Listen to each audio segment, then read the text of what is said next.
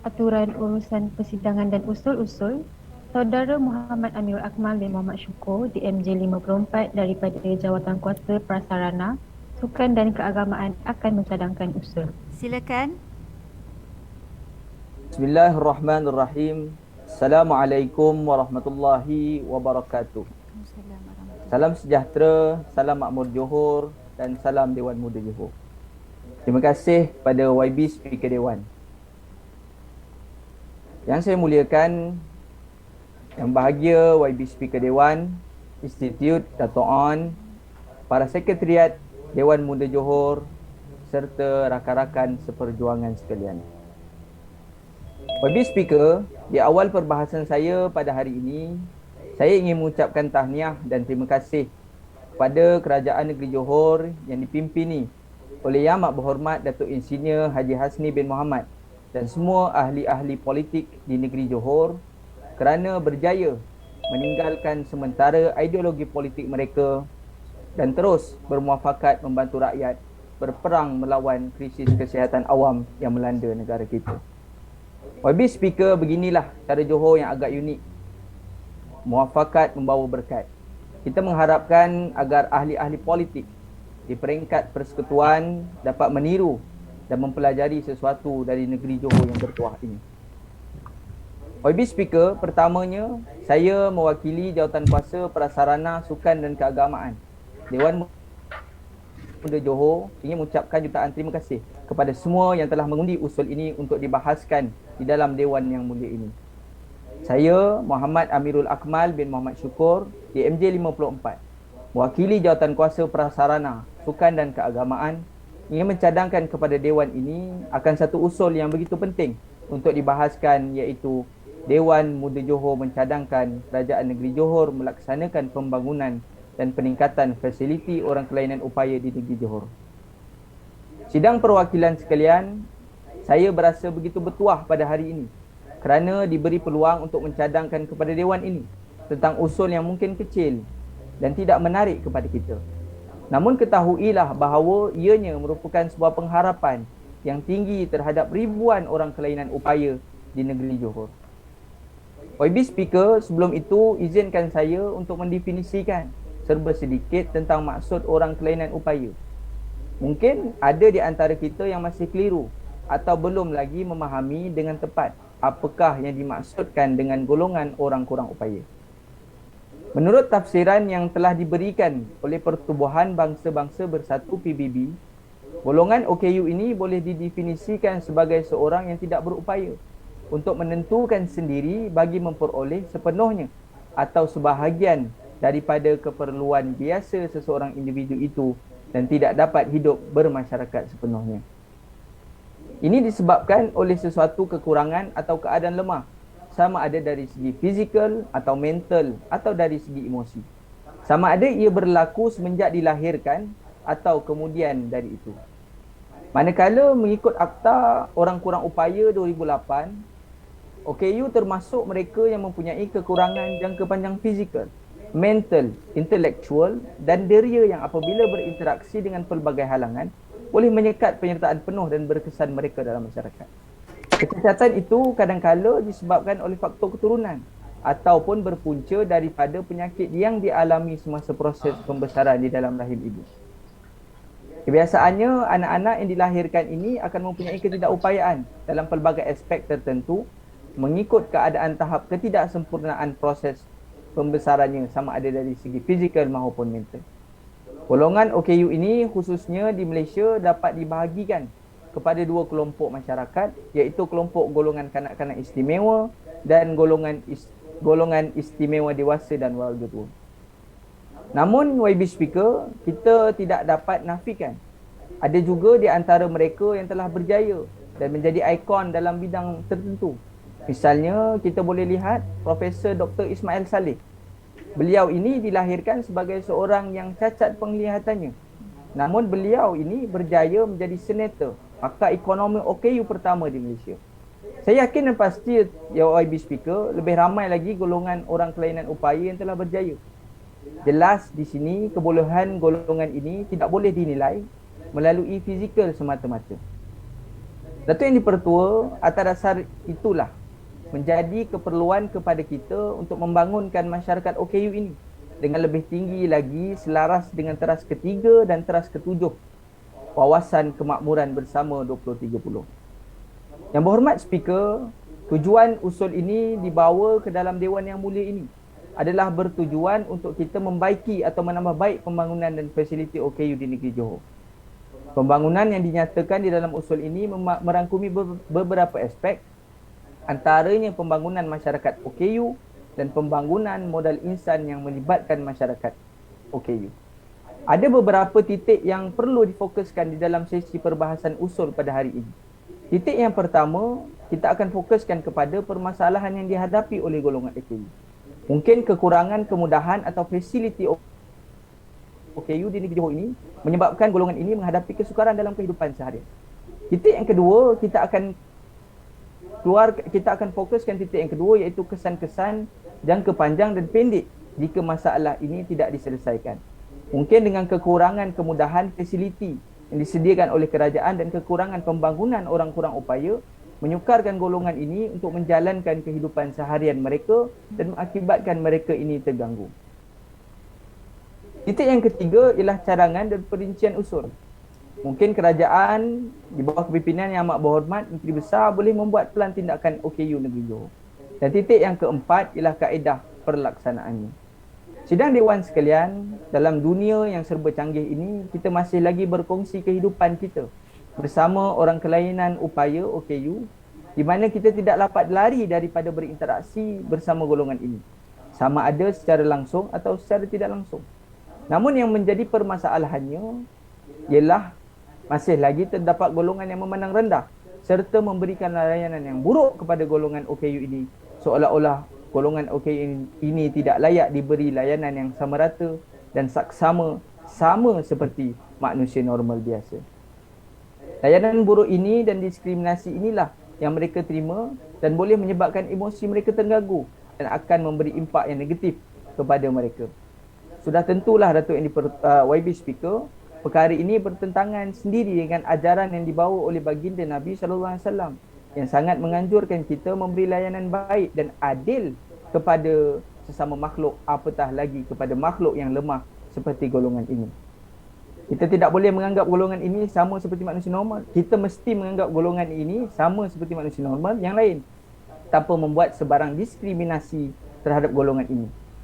Masyarakat yang mempunyai pandangan yang stereotip akan menyebabkan golongan kurang upaya akan terus didiskriminasi. Sidang Dewan sekalian, di akhirnya saya berharap agar usul ini dapat diterima dan dipersetujui oleh semua ahli-ahli Dewan Muda Johor tanpa berbelah bagi. Maka Jawatankuasa Prasarana Sukan dan Keagamaan menegaskan di sini bahawa Kerajaan Negeri Johor perlu melaksanakan pembangunan dan peningkatan fasiliti orang kelainan upaya di negeri Johor. YB Speaker DMJ 54 mohon terus untuk mencadang. Wabillahi taufiq wal hidayah. Assalamualaikum warahmatullahi wabarakatuh. Waalaikumsalam warahmatullahi wabarakatuh. Terima kasih DMJ 54. Seterusnya ada sesiapa ahli dewan yang menyokong usul ini? Silakan. Saya DMJ 53 menyokong usul DMJ 54. Terima kasih. Ahli-ahli Dewan Muda Johor sekalian, usul ini sekarang dibuka untuk dibahas. Ahli-ahli Dewan Muda Johor sekalian, saya ingin mengingatkan semua bahawa masa yang diberikan untuk setiap pembahas yang telah ditetapkan ialah selama 10 minit seorang. Manakala pembahas yang terakhir iaitu satu orang penggulung usul diberikan masa selama 15 minit. Ada yang berminat? Silakan.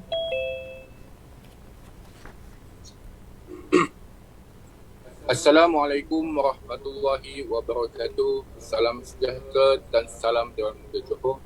Terima kasih saya ucapkan kepada Yang Berhormat Speaker Dewan, rakan-rakan barisan Sekretariat Dewan Muda Johor yang diraikan serta hadirin-hadirat yang turut hadir pada hari ini. Saya Muhammad Rizal bin Norozib, DMJ 46 daripada Jawatankuasa Prasarana Sukan dan Keagamaan.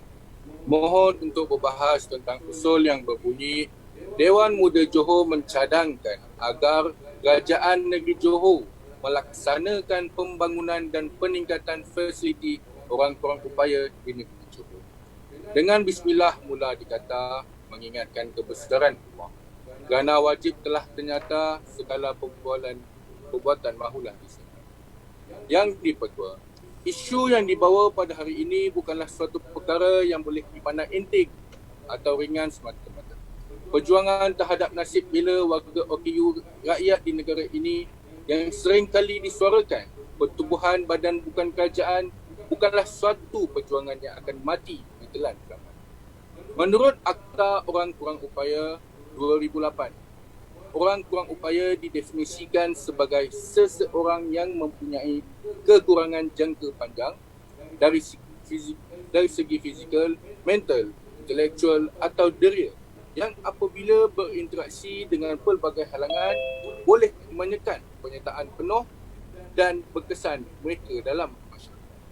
Pertambahan golongan OKU dalam kependudukan di negeri Johor ini telah mengakibatkan kewujudan permintaan untuk penyediaan fasiliti OKU di dalam dan luar bangunan, terutamanya di institusi kerajaan, supaya orang OKU juga dapat menjalani kehidupan seperti orang yang biasa. Selaras dengan pertambahan bilangan orang kurang upaya, maka lebih banyak perancangan pembinaan yang berkaitan dengan keperluan pengguna OKU perlu dibuat. Namun, dalam kegairahan kita mengejar keperluan permintaan yang semakin meningkat, kita seolah-olah lupa kepada tanggungjawab sosial yang perlu diambil kira dalam setiap pembangunan. Accessibility merupakan aspek yang penting dalam industri pembinaan. Hal ini kerana penekanan accessibility di dalam industri ini akan dapat mengurangkan segala permasalahan, mudah capai dalam dan luar sesebuah bangunan kerajaan, swasta dan sebagainya. Fasiliti-fasiliti ini boleh dikategorikan dalam 3 elemen seperti accessibility, ruang dan kemudahan semuanya. Fasiliti di dalam elemen utama iaitu elemen accessibility adalah seperti kemudahan liringan dengan izin, ramp, handrail, laluan pejalan kaki, permukaan laluan bertekstur, tangga, lintasan pedestrian dan lift. Hatta sekalipun kemudahan lift disediakan, tetapi ianya tidak mengikut spesifikasi yang telah ditetapkan oleh Malaysian Standard Code of Practice on Access for Disabled Person to Public Buildings, kerana ianya tidak sesuai digunakan oleh orang yang cacat penglihatan atau buta.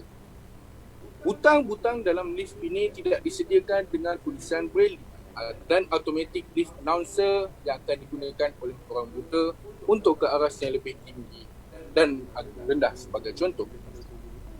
Sedar atau tidak, kekurangan kemudahan dan fasiliti yang tidak lengkap untuk golongan OKU ini di beberapa lokasi kunjungan pelancongan jelas menunjukkan bahawa pihak pengurusan di tempat tersebut ibarat melepaskan batu di tepi tangga dengan tidak menghiraukan keadaan yang kondusif bagi golongan ini.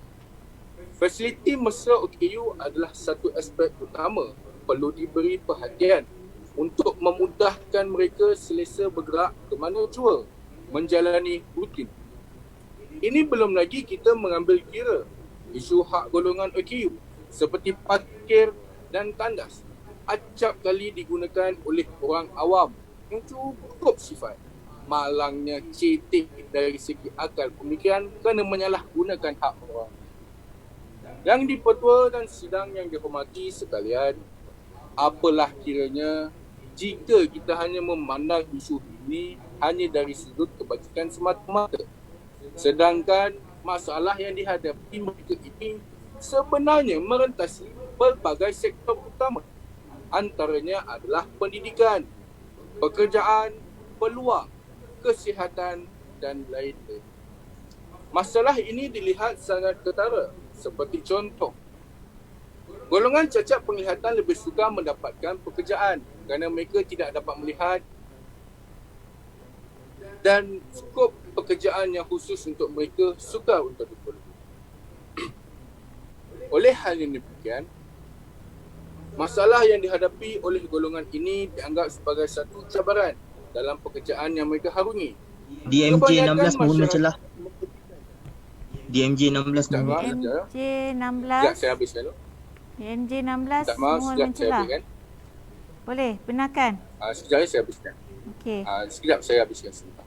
sila teruskan. Oleh hal yang demikian, masalah yang dihadapi oleh golongan ini dianggap sebagai satu cabaran dalam pekerjaan yang mereka harungi. Kebanyakan masyarakat mempertikaikan dalam mengambil pekerja OKU. Hal ini kerana apabila seseorang datang menemu duga, dalam pemikiran penemu duga pasti mempunyai 1001 persoalan yang negatif tentang kebolehan yang ada pada golongan ini. Misalnya, bolehkah dia melakukan pekerjaan ini? Atau bagaimanakah dia dapat menerima arahan dan sebagainya.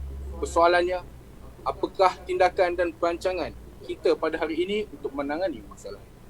Saya beri laluan kepada DMJ. Silakan tadi untuk- DMJ 16. Silakan. Assalamualaikum. Terima kasih yang berhormat speaker. Cuma saya nak tanyakan kepada DMJ yang telah membentangkan tadi, ada mengatakan bahawa orang-orang buta agak sukar untuk mendapatkan pekerjaan kerana mereka kurang penglihatan, mereka tak nampak.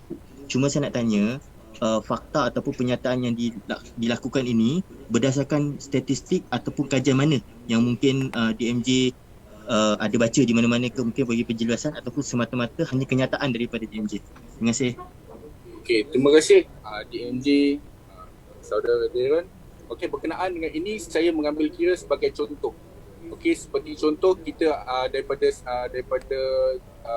contohlah bahawa kebanyakan orang upaya daripada yang kurang daripada yang golongan yang cacat penglihatan dah lebih sukar untuk mendapatkan pekerjaan. Ini diambil kira bukanlah daripada statistik yang telah kita keluarkan, tetapi kita ambil daripada sudut secara rasional. Kerana seperti yang saya katakan, ini hanyalah seperti contoh. Dan kerana kebanyakan masyarakat dia mempertikaikan golongan OKU yang kurang, yang cacat penglihatan. Seperti yang saya katakan, penemu duga pastinya akan ada satu persoalan tentang kebolehan pekerja yang cacat penglihatan. Adakah dia boleh melakukan pekerjaan ini atau bagaimanakah dia dapat menerima arahan. So jadi ini adalah satu isu yang kita nak bawakan pada hari ini supaya kita melihat bahawa isu ini perlu kita tackle dengan izin secara efektif lah dan secara efisien. Sila buat Saya kesimpulan sambung DMJ 46. Saya sambung semula. Walaupun golongan OKU dilihat sebagai kelompok minoriti di Malaysia, amatlah tidak adil jika golongan OKU ini dianaktirikan, sedangkan golongan ini juga mampu menjadi penyumbang pembangunan negara andainya diberikan ruang dan sokongan yang sewajarnya. Presiden Majlis Paralimpik Malaysia MPM Datuk Seri Megat D. Syahriman Zahruddin, beliau menuntut sokongan tidak belah berbagi terutama kepada anak-anak OKU agar mendapat peluang untuk mengembangkan bakat mereka. Kejayaan anak jaguh tempatan kita, Saudara Muhammad Afifi Rizan, telah melakar sejarah buat negara kita apa beliau yang mempunyai cacat penglihatan berjaya menghadiahkan pingat emas pada Sukan Asian Kuala Lumpur pada tahun 2017. Bahkan ramai lagi anak jaguh tempatan yang bernasib OKU telah menempa nama di peringkat antarabangsa. Akhir kalam, memang diakui bahawa kerajaan tidak pernah meminggirkan, malah sentiasa menzahirkan komitmen menyantuni OKU melalui pelbagai inisiatif dan bantuan untuk dinikmati golongan itu. Walau bagaimanapun, rumusan kepada perbahasan saya tadi, jelaslah segala permasalahan fasiliti dan pembangunan yang kondusif untuk orang kurang upaya di negeri Johor ini berada di tahap zon yang sangat mengembangkan. Besarlah harapan saya jika usul pembangunan dan peningkatan fasiliti OKU di negeri Johor ini diberikan perhatian dan mendapat sokongan ahli Dewan Muda sekalian. Saya Muhammad Rizal bin Norzi, DMJ 46, mohon untuk terus mencadang. Terima kasih DMJ 46. Seterusnya saya buka untuk pembahas yang kedua, silakan.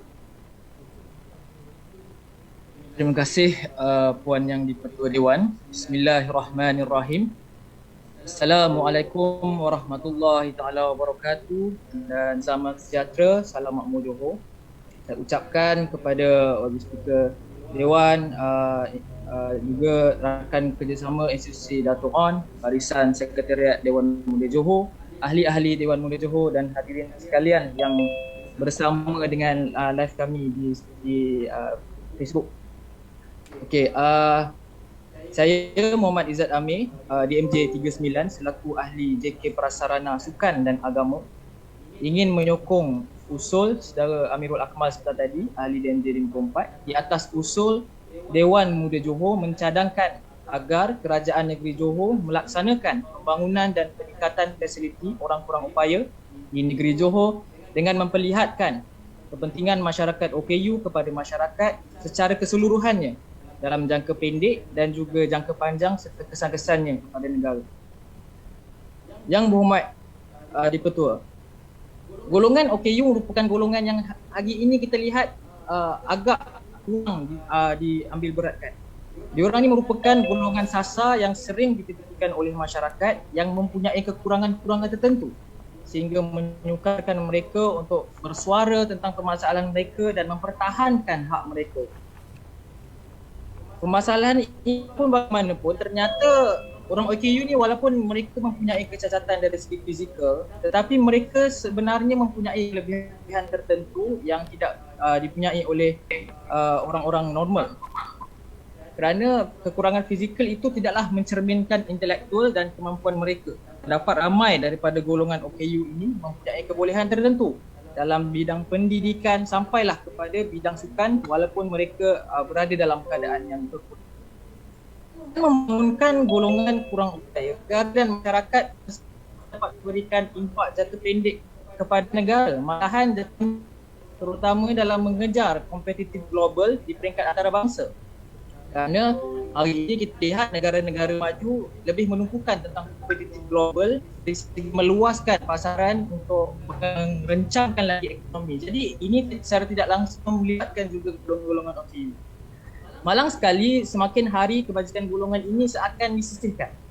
Keperluan dan hasil keras golongan OKU ini seperti dilupakan yang menjadikan golongan OKU terasa tertinggi di kalangan masyarakat. Terdapat banyak bangunan-bangunan kerajaan pastilah betul mesra dengan OKU dan menyukarkan pergerakan mereka.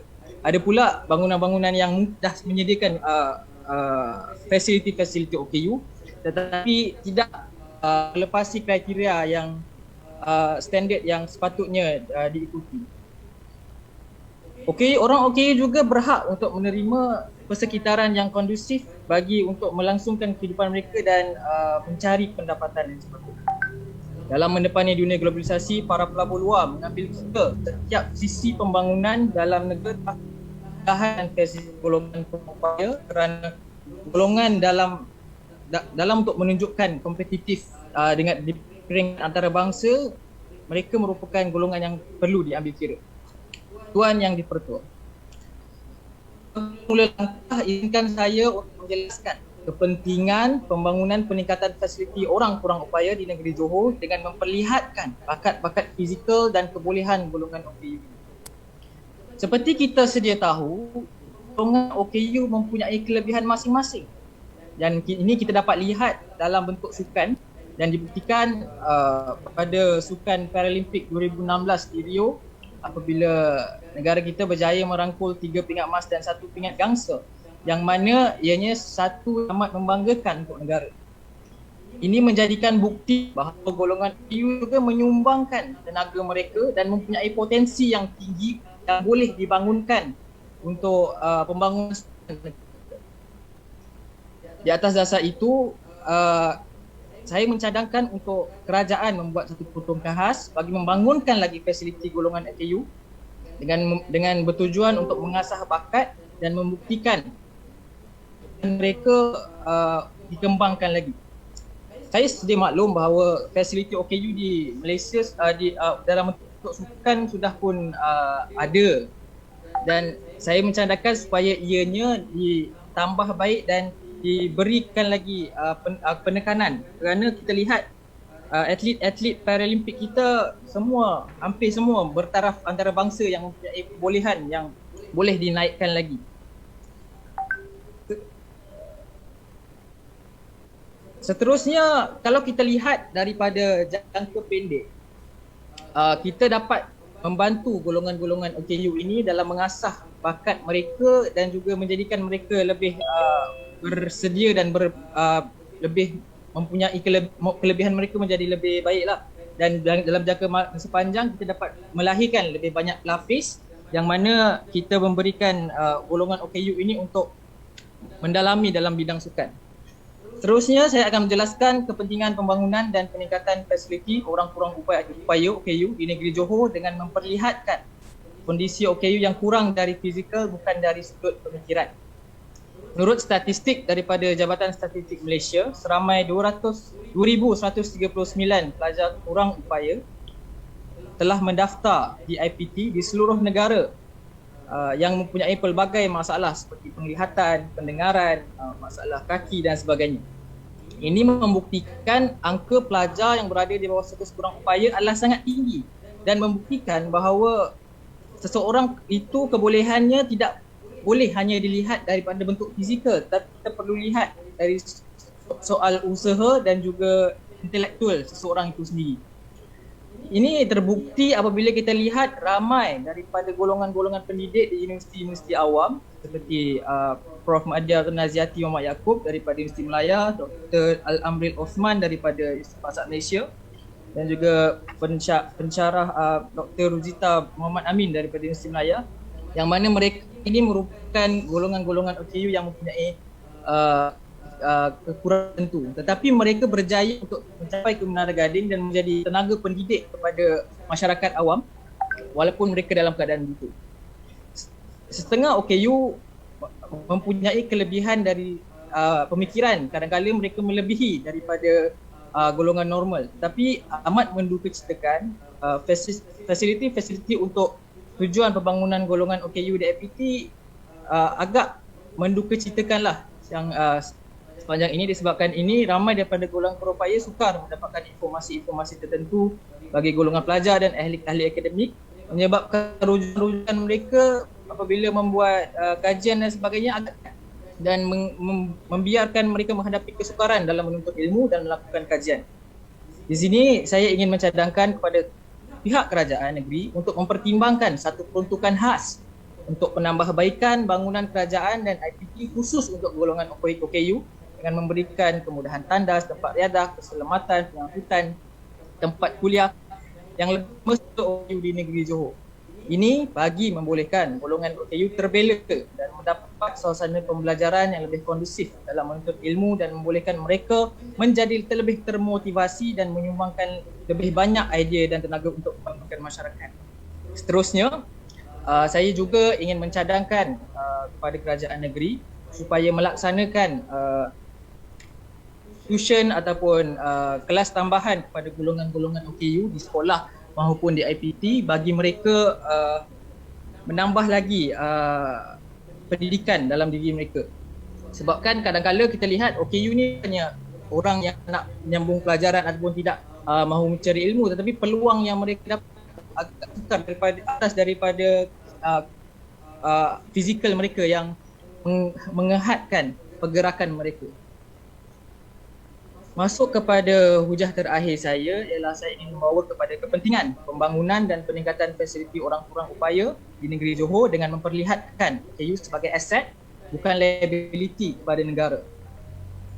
Di kalangan OKU terdapat pelbagai bentuk kekurangan dari segi fizikal dan ada setengah juga dari segi mental. Terdapat daripada golongan ini yang menjadi kurang upaya semenjak lahir. Ada yang dari lahir sudah jadi OKU dan ada yang dilahirkan sempurna tapi atas insiden-insiden tertentu menyebabkan mereka menjadi tergolong dalam golongan OKU. Golongan kurang upaya berada di mana-mana lapisan masyarakat, kira usia, pendapatan dan peringkat pendidikan. Disebabkan itu, golongan kurang upaya merupakan sebahagian besar daripada masyarakat dan merupakan aset penting kepada negara. Sebab kita tahu sendiri tahu yang mana-mana masyarakat wajib untuk yang bekerja wajib untuk bayar cukai, wajib untuk memberikan sumbanganlah kepada negara dan menjadi sebahagian daripada penyumbang pendapatan negara. Ketentuan golongan ini tidak menjadikan sebuah negara mundur dan dipandang lemah negara orang-orang upaya yang dianggap penyumbang besar kepada negara dan dunia. Seperti kalau kita pernah dengar Stephen Hawking, Albert Einstein dan Thomas Edison, masing-masing ada masalah kecacatan sendiri. Contohnya Stephen Hawking dia lumpuh, Albert Einstein dia ada disleksia, dengan Thomas Edison dia ada masalah pendengaran. DMJ 39, mohon ada celahan daripada DMJ 04, kita persilakan. Silakan DMJ 04. Terima kasih kepada Tuan Speaker. Sedikit pertanyaan kepada saya berkaitan dengan penyediaan fasiliti orang kurang upaya ini di bangunan awam maupun di sektor private lah, seperti di hotel dan lain-lain. Saya melihat sebenarnya penyediaan fasiliti ini ada, seperti toilet dan beberapa lagi kemudahan seperti tangga. Tetapi ada juga tempat saya melihat seolah-olah fasiliti ini disediakan asal boleh. Kita sendiri alhamdulillah yang bukan golongan kurang upaya ini kadang-kadang tertanya, macam mana yang golongan kurang upaya ni nak guna, macam tak boleh guna je. Adakah ada satu badan induk ataupun AJK yang memantau setelah fasiliti-fasiliti ini dibuat agar fasiliti ini dapat dimanfaatkan sepenuhnya, dimanfaatkan dengan baik oleh golongan sasar penyediaan fasiliti tadi. Silakan DMJ 39 dan sila buat kesimpulan. Terima kasih DMJ 04 atas soalan yang diberikan. Dan saya sudah sebutkan tadi, memang betul fasiliti OKU bukannya tidak disediakan, tetapi tidak mengena kepada piawai tertentu yang telah ditentukan oleh agensi yang sepatutnya menjaga fasiliti OKU ini. Tetapi masalah agensi ini adalah kerana mereka tidak mengambil berat tentang tentang fasiliti-fasiliti yang telah dibangunkan kawasan-kawasan tertentu. Jadi apabila mereka sudah membuat satu pembangunan tu, mereka tinggalkan macam tu je, makaikan melepaskan batu di tangga. Itu yang menyebabkan pembangunan fasiliti OKU ni melihat agak tempang dalam negara kita, yang menjadikan fasiliti ini tidaklah membantu golongan OKU kerana ianya tidak disempurnakan dan tidak dibuat dengan betul sempurna. Yes, balik kepada poin saya tadi yang terakhir mengenai kekurangan mengenai OKU sebagai aset dan liability. Kita lihat hari ini orang semakin lama semakin kurang menggunakan dunia luar sebagai platform untuk berkomunikasi. Hari ini kita dalam Dewan Muda Johor pun kita lihat kita sendiri menggunakan sistem virtual. Jadi kita tak boleh nak katakan bahawa golongan OKU ini kurang dari segi fizikal menyebabkan mereka tidak boleh menyumbang kepada masyarakat. Sedangkan kita sendiri pada hari ini tidak boleh keluar rumah dan hanya berdepan menggunakan teknologi baru untuk berhubung dan mendapat informasi. Tidak kisahlah kalau ingin buat kajian akademik dan sebagainya pun kita masih menggunakan alam maya untuk mendapatkan informasi. Jadi ini menunjukkan bahawa kita punya standard dengan Zeng dengan pemikirannya sudah sama sebab masing-masing mempunyai dan kekurangan masing-masing. Dan kita lihat dalam sudut pelaburan pun golongan OKU dilihat sebagai satu KPI kepada pelabur-pelabur asing untuk melihat bagaimana akomodasi OKU dalam sebuah negara untuk memastikan antara negara itu bukan negara maju ataupun negara sedang bangun ataupun negara mundur. Jadi dari segi jangka masa panjang dengan memberikan fasiliti yang baik kepada golongan OKU, ianya secara tidak langsung dapat menaikkan ekonomi negara dan secara pendek dapat menarikkan pelaburan asing. Sebagai kesimpulan, fasiliti golongan OKU perlulah dinaikkan taraf kerana ia memberikan impak besar kepada pengembangan dan kebajikan golongan OKU dalam pendek dan jangka panjang. Kita perlu sedar golongan OKU juga perlu melakukan aktiviti harian dengan mudah tanpa halangan dan wajib diberi perhatian kerana keadaan mereka yang kurang bernasib baik.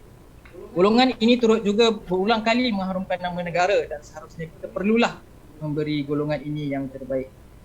Saya Muhammad Izzat Amir bin Hasbullah di MJ 39 berharap usul pembangunan dan peningkatan fasiliti orang kurang upaya di negeri Johor akan diberikan perhatian dan mendapat dukungan, dan saya mohon untuk terus mencadang. Sekian, terima kasih. Terima kasih Dewan Muda Johor 39. Silakan pembahas yang ketiga seterusnya.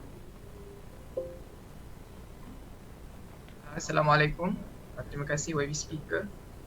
Assalamualaikum warahmatullahi wabarakatuh dan selamat sejahtera saya ucapkan kepada YB Speaker, Sekretariat Dewan Muda Johor dan seterusnya hadirin hadirat pencetus revolusi minda yang saya hormati. Saya Muhammad Isrosli dari Jawatankuasa Pendidikan Teknologi dan Kerjaya ingin merespon terhadap isu yang usul yang kita bincangkan pada pagi ini, iaitu usul mengenai fasiliti OKU. Sidang Dewan yang saya hormati.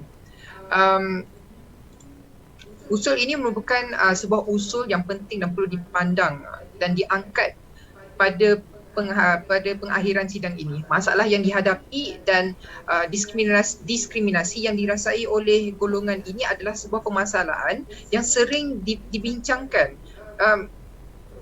dari semenjak tahun 1990 dan sehingga kini pada tahun 2021 kita masih berbincang tentang kebajikan komuniti ini. Maka pada hari ini saya akan memberikan beberapa cadangan kepada kerajaan negeri untuk diambil dan diangkat supaya pembangunan dan pemeliharaan kebajikan orang kurang upaya di negeri ini akan dijaga. Baik, pertama adalah kita laksanakan dasar 1% pengambilan orang kurang upaya dalam sektor pekerjaan di negeri kita. So saya mengambil contoh yang paling dekat apabila baru-baru ini Universiti Teknologi Malaysia UTM melantik seorang individu dari kalangan orang kurang upaya sebagai pengarah harta tanah di Fakulti Alam Bina dan Ukur Universiti Berkenaan. Jadi ini telah berkuat kuasa dari 1 Julai, bermula 1 Julai yang lalu, dan universiti ini adalah dalam satu kenyataan universiti ini mengeluarkan bahawa Dr. Muhammad Najib Razali yang memegang jawatan tersebut selama 3 tahun adalah individu pertama yang dilantik sebagai jawatan pengarah sejak jabatan itu ditubuhkan dari tahun 1973. Itu adalah golongan yang pertama, orang yang pertama diangkat menjadi pengarah dan pengarah tersebut adalah dalam golongan orang OKU. Jadi ini adalah sebuah contoh yang baik yang boleh diambil, dijadikan suri teladan kepada kita semua. Juga ini merupakan sebuah bukti bahawasanya mereka juga yang kurang upaya juga mampu memikul tanggungjawab setaraf dengan kita yang cukup sifat. So kita perlu melihat kebolehan mereka, kebolehan dan bakat mereka di samping kekurangan yang dimiliki. Sidang Dewan yang saya hormati, itu adalah pertama. Keduanya adalah cadangan untuk membina. Saya mencadangkan agar kerajaan negeri membina satu pelan tindakan orang kurang upaya negeri Johor. So yang pelan tindakan ini merangkumi aspek secara holistik dan juga demi menjaga kesaksamaan hak dan peluang untuk menjalani hidup seperti anggota masyarakat yang lain. Pendekatan berasaskan hak ataupun dengan izin right based solution dan juga perlindungan yang wajar digunakan bagi menjamin kepentingan dan kesejahteraan orang kurang upaya. Dasar ini juga YB Speaker turut mengutamakan nilai hak kemanusiaan seperti kemuliaan, kehormatan dan yang sama waktu dengannya. Jadi dalam pelan tindakan ini terdapat beberapa pelan strategik yang dapat membantu secara holistik melengkapkan lagi kitaran pelan tindakan ini supaya dapat dilaksanakan, bukan hanya sekadar pelan tapi dapat dilaksanakan secara dengan jayanya. So teras pertama mungkin kita boleh cerita tentang teras memperkukuhkan perkhidmatan sosial orang OKU. Teras yang kedua adalah untuk menambah baik akses orang OKU dalam aspek pengurusan risiko dan bencana. Teras yang kedua adalah penyelidikan dan pembangunan orang kurang upaya. Teras ketiga adalah konvensyen mengenai hak orang kurang upaya. Teras yang kelima adalah penyertaan orang OKU dalam proses perancangan dan pembuat keputusan, dan the list goes on dengan izin. Maka secara tuntas pelan tindakan ini bertindak sebagai panduan dan panduan yang menyediakan rangka kerja atau struktur semasa dalam menjaga pembangunan dan fasiliti orang kurang upaya di negeri Johor. Sidang Dewan yang saya hormati, ketiga ataupun cadangan yang terakhir yang ingin saya ketengahkan adalah kita menetapkan dasar ataupun dasar allowance orang kurang upaya buat pekerja-pekerja pekerja-pekerja OKU. Jadi antara cadangan kos allowance bulanan untuk mereka adalah dalam lingkungan 500 hingga 800 ringgit sebulan, allowance tambahan orang kurang upaya, dan insentif ini diberikan untuk menggalakkan atau menjadi satu batu loncatan kepada orang kurang upaya untuk terus bekerja serta mampu hidup berdikari dan menjadi ahli masyarakat yang aktif dan produktif. Di kesempatan ini juga, Datuk YB Speaker, saya ingin memaklumkan kepada ahli Dewan sekalian tentang keluhan orang kurang upaya yang belum mendapat vaksinasi lagi. Jadi saya menggesa agar kerajaan negeri dapat mengambil inisiatif dan cakna akan supaya mempercepatkan proses pemberian vaksin kepada golongan ini. Sebelum itu silakan DMJ 40. Ada celahan daripada DMJ berapa? 40. DMJ 40. Silakan DMJ 40. Terima kasih YB. DMJ 18, terima kasih juga. Soalan saya berkaitan dengan allowance yang akan diberikan ataupun modul yang akan dibangunkan. Saya nak tanyalah, sebab dekat Malaysia ni kita uniknya orang kurang upaya sebab masalah pembelajaran juga dikira satu masalah kurang upaya. Jadi pada saya mereka hanya lambat dalam belajar, tapi adakah mereka juga dapat kelebihan sama tarafnya dengan OKU lain? Dan sentuh sikit tadi ada berkaitan dengan isu nak buat kelas tambahan untuk orang kurang upaya, sedangkan cikgu kurang upaya pun ataupun cikgu yang mengajar pendidikan khas pun kurang. Jadi siapa yang akan ajar kelas tambahan itu? Itu soalan saya. Terima kasih. Silakan Dewan Muda Johor yang 18 dan buat kesimpulan. Okey, baik. Terima kasih soalan DMJ 40. Saya tak nafikan bahawasanya pendidikan, sebab hari itu Kementerian Pendidikan Tinggi pun baru keluar list untuk cikgu-cikgu yang kekurangan di Malaysia, antaranya adalah fokus cikgu pendidikan khas. Jadi ini adalah indikator bahawasanya kita perlu juga selari bila kita kata kita nak bagi tuition sebagai contoh yang dibincang oleh pembahas kedua sebentar tadi. Kita perlu mengangkat dan mengutamakan lebih ramai lagi pengambilan cikgu pendidikan khas supaya kita ada kemahiran untuk mengajar dan mempunyai kepakaran untuk menetapkan supaya kita dapat melindungi kebajikan mereka, supaya kita nak OKU ni tak tercicir sama seperti pelajar-pelajar cukup sifat. Jadi saya harap itu menjawab soalan DMJ 40. Seterusnya akhir kata, saya nak habiskan teks saya. Akhir kata mungkin secara ringkas terdapat 4 cadangan tadi yang saya telah bincangkan. Pertama adalah melaksanakan dasar 1% pengambil OKU. Kedua adalah membuat plan tindakan OKU. Ketiga adalah menetapkan dasar allowance. Dan yang keempat adalah untuk mempercepatkan proses vaksinasi kepada golongan ini. Jadi cadangan-cadangan ini pada khidmat saya wajar dipertimbangkan oleh kerajaan negeri. Di samping cadangan ini dilihat berpotensi untuk membantu kerajaan dalam menangani isu atau masalah OKU. Kerajaan kerjasama yang holistik dan konsensus dari kedua belah pihak kerajaan dan swasta menjamin kejadian cadangan-cadangan ini. Kita tidak mahu nanti bila maaf untuk saya kata, bila nak pilihan raya baru mereka ahli politik mendekati orang kurang upaya. Ini adalah suatu kenyataan yang dikeluar sendiri oleh orang kurang upaya. Kami membuat interview, temu bual dengan wakil orang OKU. Dia kata tindakan ahli politik adalah tindakan yang populis semata. Bila nak meraih undi mereka akan datang, tapi bila pilihan raya dah selesai terdampar begitu sahaja. So kita tak nak di negeri Johor dijadikan seperti itu. Kita ambil teladan sebab isu ini saya telah jelaskan bahawasanya telah berlaku dari tahun 1990 sidang dewan sekalian, dan sekarang kita dah berada dalam abad 21 dah. 21 kita dok kata Industrial Revolution 4.0 tapi orang KU tercicit. So saya berharap agar usul ini dapat disokong majoriti dewan dalam persidangan maya ini dan direalisasikan supaya impaknya dapat dirasai oleh seluruh rakyat kita.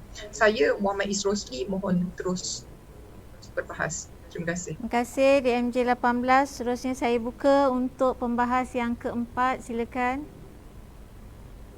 Assalamualaikum warahmatullahi wabarakatuh dan salam sejahtera saya ucapkan kepada Yang Amat Berhormat Menteri Besar Johor, YB Speaker Dewan YB Dato' On Hafiz, rakan Institut Dato' On, barisan Sekretariat Dewan Muda Johor serta rakan Dewan yang saya hormati sekalian. Saya Muhammad Nazim Fur bin Asmadi selaku DMJ 62 daripada Jawatankuasa Prasarana Agama dan Sukan berhajat untuk meneruskan perbahasan usul kita pada hari ini, iaitu tentang Dewan Muda Johor mencadangkan agar Kerajaan Negeri Johor melaksanakan pembangunan dan peningkatan fasiliti orang kurang upaya OKU di negeri Johor. Sidang Dewan yang saya hormati sekalian, seperti yang telah kita dengarkan perbahasan daripada sahabat-sahabat kita sebelum ini, jelas bahawa isu ini antara yang perlu diangkat dan dipandang serius oleh Kerajaan Negeri Johor hatta di peringkat persekutuan sekalipun bagi mencapai kehidupan sosial yang lebih adil dan saksama. Setuju atau tidak, persoalan tentang OKU ini pasti telah lama disuarakan sejak bertahun lama dulu lagi. Buktinya di peringkat antarabangsa sendiri diwujudkan sukan Paralimpik yang mana objektifnya selari dengan sukan Olimpik untuk kita raikan golongan kelainan upaya ini. Jadi adakah ianya satu perkara yang mustahil untuk kita raikan golongan upaya ini, kurang upaya ini di peringkat nasional? Kerana itu saya tampil di sini untuk menyetujui idea dan cadangan yang dilontarkan oleh saudara DMJ 18 sebentar tadi.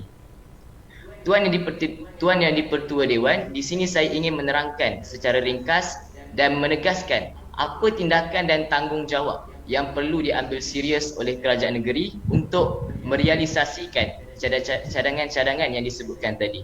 Seperti cadangan yang telah dibahaskan sebentar tadi berkenaan pelaksanaan Pelan Tindakan OKU Negeri Johor.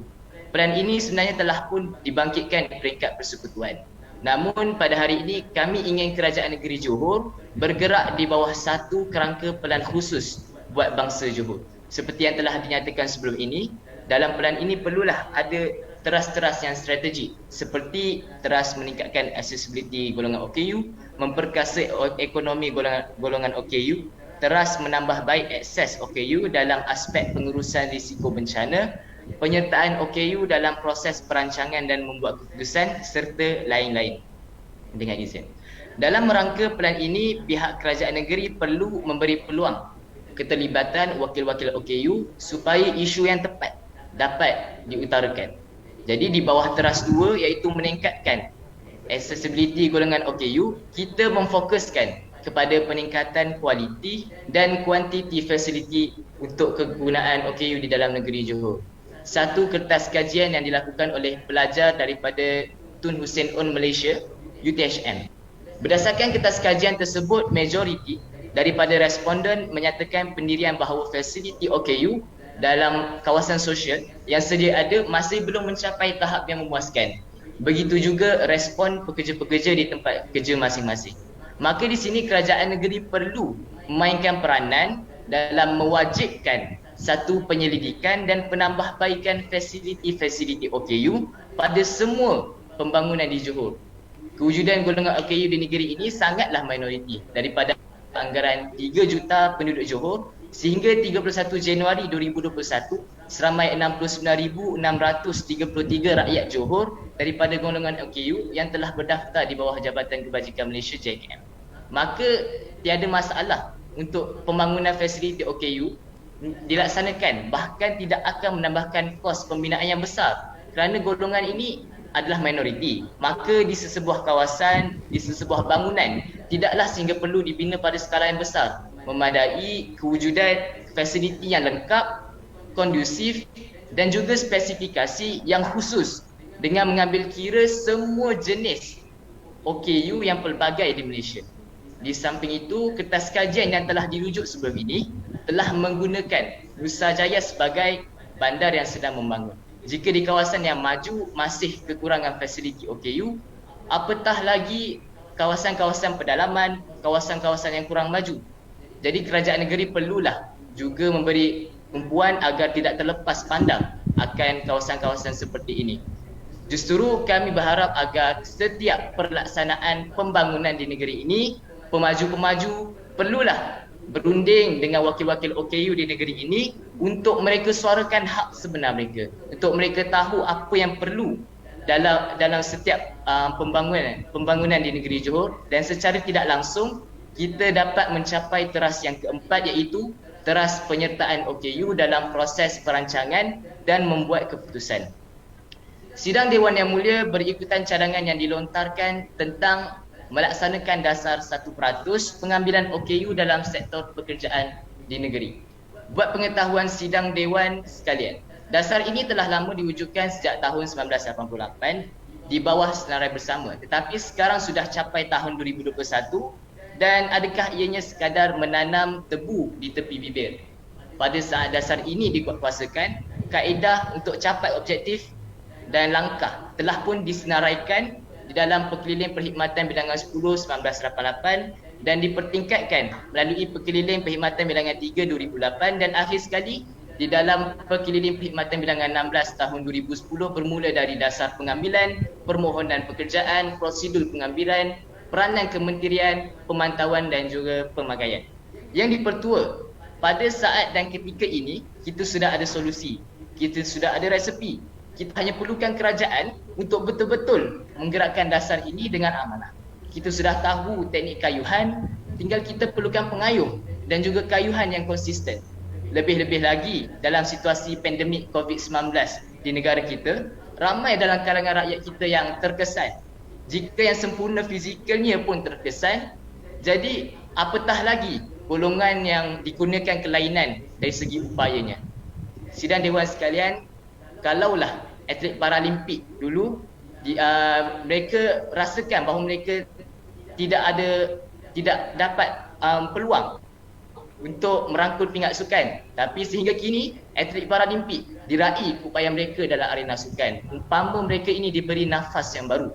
Begitu jugalah dalam sektor pekerjaan, kita ingin hidupkan sebuah mentaliti yang sihat bahawa golongan OKU juga mempunyai masa depan yang sama seperti orang lain. Sidang Dewan sekalian, saya beralih pada cadangan yang dibawa berkaitan dasar penetapan allowance buat pekerja-pekerja OKU di negeri Johor. Di sini kita ingin memberikan satu keistimewaan buat yang bergelar rakyat Johor seperti yang dibahaskan oleh saudara DMJ 18 tadi. Mungkin dalam anggaran allowance yang akan diberikan mungkin dalam 500 hingga 800 ringgit Malaysia. Saya rujuk pada data statistik golongan OKU, bilangan golongan OKU yang ada di Johor sehingga 31 Januari 2021, dan dalam anggaran kurang daripada 25,000 golongan OKU yang akan peroleh manfaat ini.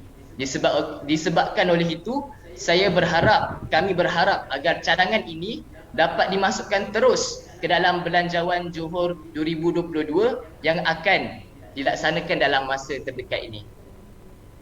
Tuan Yang di-Pertua, saya ingin memetik titah Baginda Sultan Johor berkenaan kadar vaksinasi di negeri Johor yang masih belum capai satu tahap yang memuaskan. Sehubungan dengan itu, kita juga ada disarankan untuk meningkatkan kadar vaksinasi negeri kepada 70,000 dos sehari. Maka ia selari dengan cadangan untuk mempercepat juga pemberian vaksin kepada golongan OKU. Saya memuji kesungguhan pihak Southern Volunteers mengagihkan borang pendaftaran vaksinasi kepada rakyat di sekitar Johor, di dalam Johor. Tahniah dan terima kasih kami ucapkan kepada Southern Volunteers. Dalam menyahut seruan 70,000 dos sehari, kami berharap agar kerajaan dapat meletakkan kadar peratusan khusus buat golongan OKU yang akan menerima vaksinasi setiap hari. Mungkin sebanyak 1% atau 2% hari. Jadi sidang Dewan yang dirahmati sekalian, saya ingin simpulkan perbahasan saya pada hari ini. Kami berada di dalam Dewan yang mulia ini hanya dengan satu tujuan, iaitu untuk menyampaikan keluhan dan juga untuk mewakilkan suara yang meminta hak mereka diberikan, bukan untuk dijadikan sebuah bahan propaganda. Saya berharap agar satu usaha yang baik dan pelbagai lagi usaha yang baik dan telus dilaksanakan oleh kerajaan negeri dengan kemampuan dan kudrat yang diberikan Tuhan, yang dikurniakan Tuhan untuk menjadi wakil menyebarkan keadilan kepada setiap insan dalam negeri ini.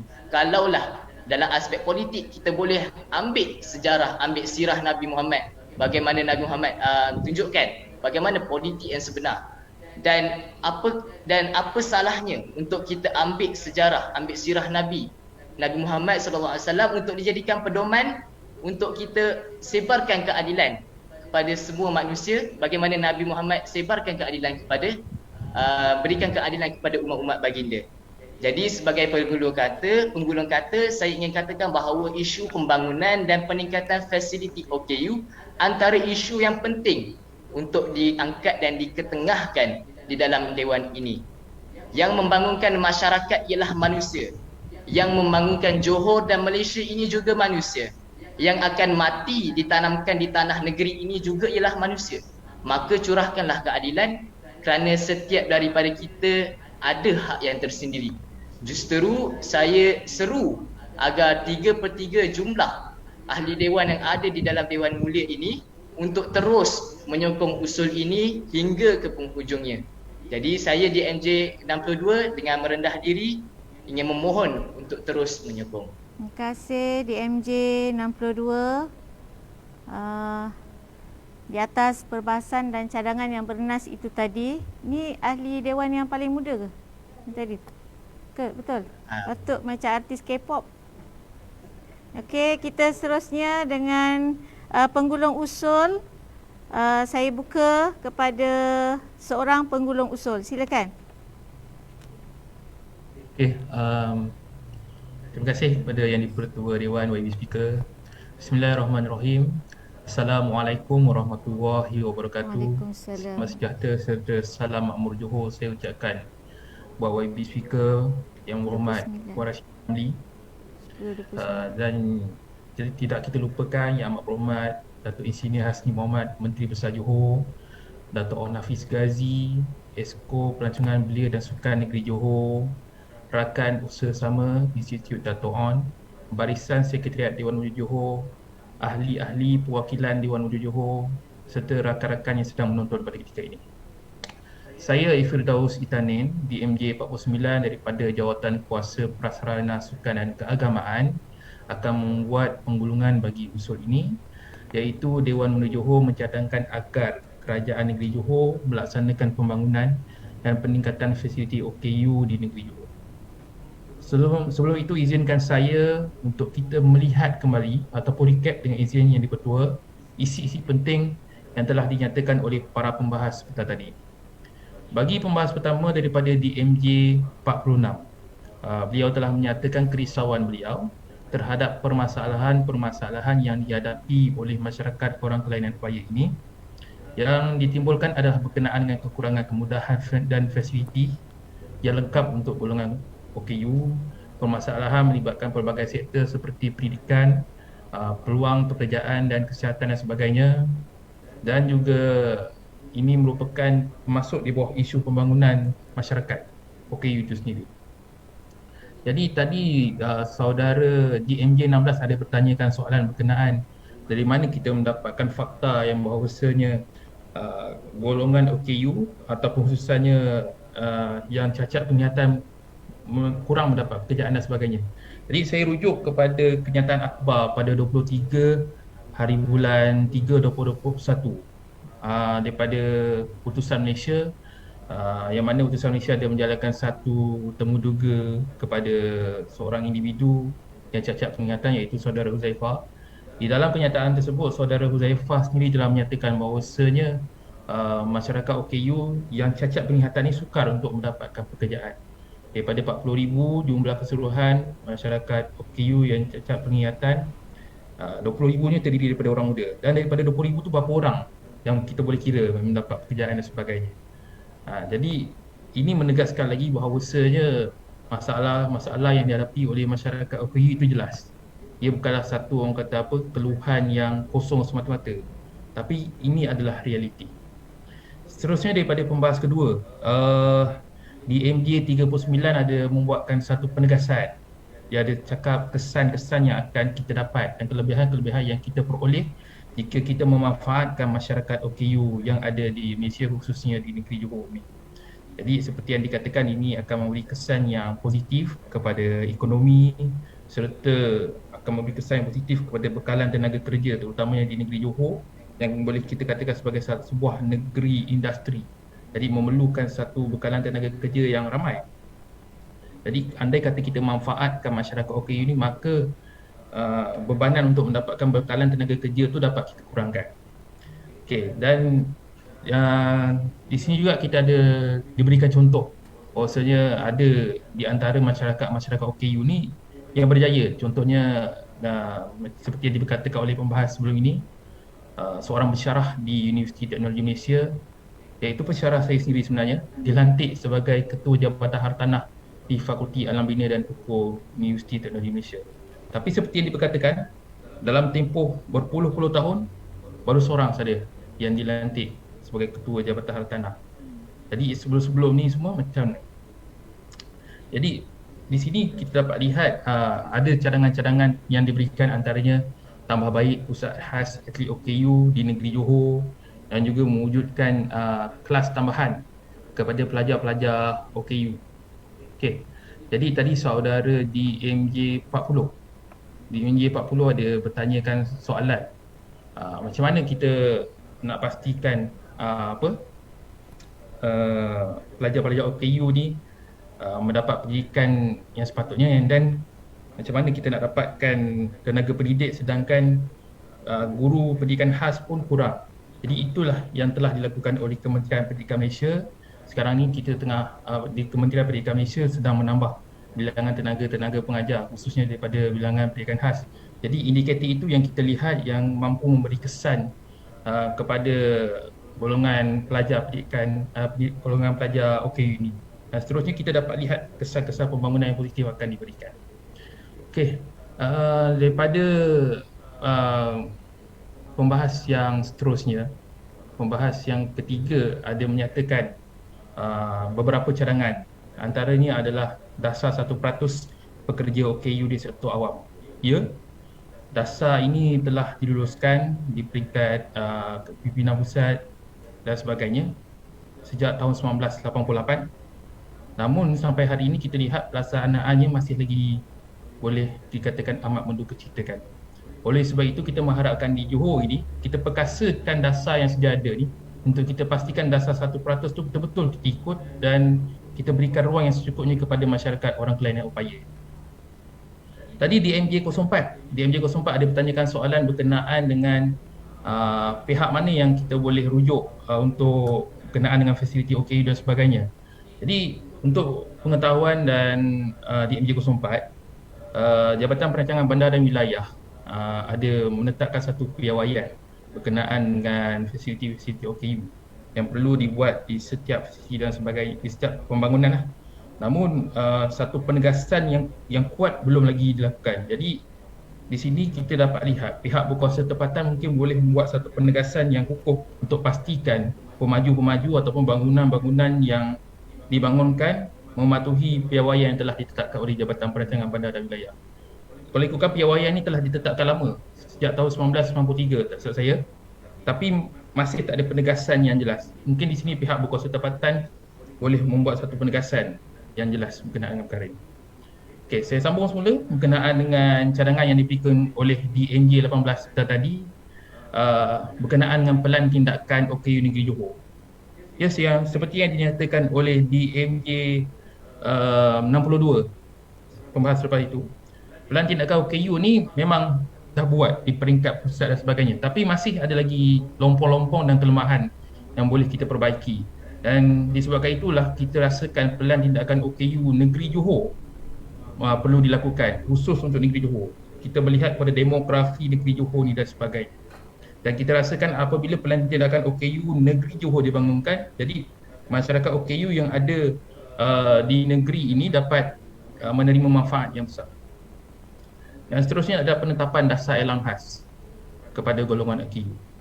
Ya, dasar ini pun sama seperti situasi dasar 1% pekerja dalam sektor awan dan sebagainya telah dilakukan di peringkat pusat. Tapi mengikut dapatan kami, temuduga yang kami lakukan kepada masyarakat OKU, terutamanya di kalangan mereka yang bekerja, masih ramai lagi sebenarnya yang bekerja tidak mendapat allowance khas tersebut. Ada yang dianaktirikan oleh syarikat-syarikat dan sebagainya. Jadi kat sini perlu ada satu penegasan dan mungkin pihak kerajaan negeri boleh menambah baik dari sudut pemberian allowance khas dan sebagainya. Ini kerana kita lihat kos sara hidup masyarakat OKU ni sebenarnya lebih tinggi daripada kos sara hidup masyarakat yang normal.